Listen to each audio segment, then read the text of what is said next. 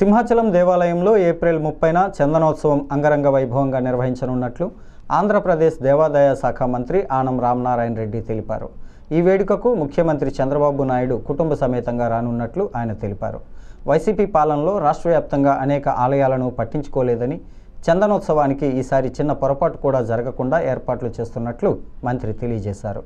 ఈ సందర్భంగా ఉత్సవం ఏర్పాట్లపై 3 మంత్రులు, అధికారులతో మంత్రి ఆనం సమీక్ష నిర్వహించారు.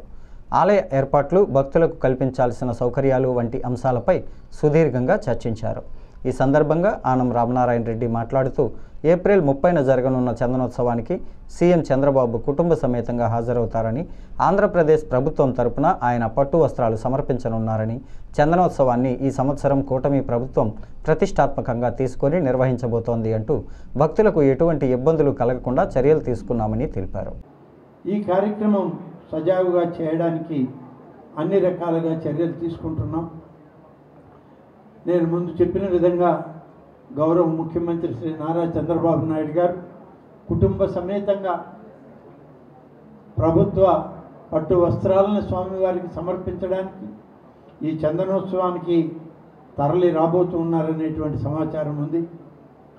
తొలి పూజ వంశపారంపర్య ధర్మకర్తగా 3 గంటలకి ఆ సమయంలో అశోక్ గజపతి గారి యొక్క కుటుంబం దాన్ని పూర్తి చేసిన తర్వాత పట్టు వస్త్ర సమర్పణ, రాష్ట్ర ప్రభుత్వం పట్టు వస్త్రాలు సమర్పించిన తర్వాత తిరుమల తిరుపతి దేవస్థానం శ్రీ వెంకటేశ్వర స్వామి యొక్క ఆశీస్సులతో స్వామివారికి పట్టు వస్త్రాలు సమర్పించడం కూడా జరుగుతుంది. ఇది ఆనవాయితీగా వచ్చేటువంటి కార్యక్రమం. అలాగే వివిఐపీలు కానీ విఐపీలు కానీ ఇప్పుడు ముందు అనుకున్న ప్రకారం దాదాపు 3 నుంచి 5 గంటల వరకు, 5 నుంచి 7 గంటల లోపల ఇవన్నీ పూర్తవుతాయి. ఇవి జరుగుతూ ఉండగానే క్యూ లైన్లు కూడా ప్రారంభం అవుతాయని చెప్పి ఈ సందర్భంగా తెలియజేస్తాను. నిరంతరంగా సామాన్య భక్తులకి 3:30 గంటల నుంచే 300 రూపాయల టికెట్లు కానీ, అలాగే సర్వదర్శనం కానీ ఇవన్నీ ప్రత్యేకంగా ఇవ్వడం జరుగుతుంది. ప్రత్యేకంగా స్లాట్స్ ఇచ్చి సరఫరా చేయాలి. త్రాగునీరు కూడా శాచెట్స్ ఇవ్వడానికి లేదు. 300 ml కానీ 250 ml కానీ ఉన్న మినరల్ వాటర్ బాటిల్సే సరఫరా చేయాలి.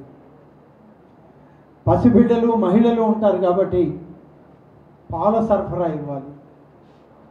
అలాగే మధ్యాహ్నం అంతా కూడా జరుగుతుంది కాబట్టి మజ్జిగ సరఫరా కూడా చేయాలి.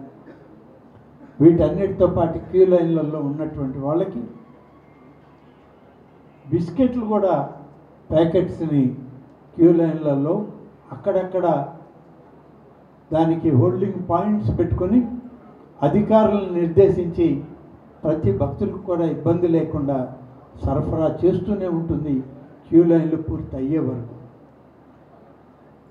క్యూ లైన్లో దర్శనం అయిపోయాక బయటకు వచ్చే సమయంలో ప్రతి భక్తులకు కూడా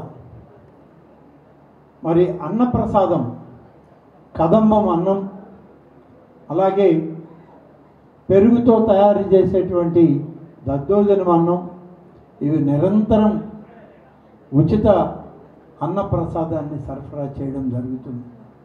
వీటన్నిటితోటి ఎంతమంది వచ్చినా భక్తులు, ప్రతి భక్తుడికి స్వామివారి లడ్డూ ప్రసాదం ఒకటి ఉచితంగా ఇవ్వడానికి ఇవాళ ప్రభుత్వం ఆదేశాలు ఇచ్చింది.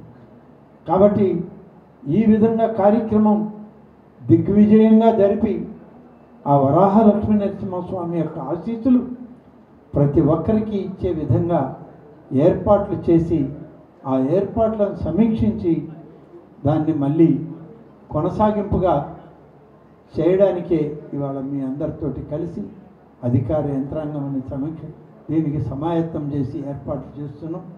అందరూ అనుభవం కలిగినటువంటి అధికారులు ఇవాళ ఈ ఉత్సవంలో పాల్గొంటున్నారు.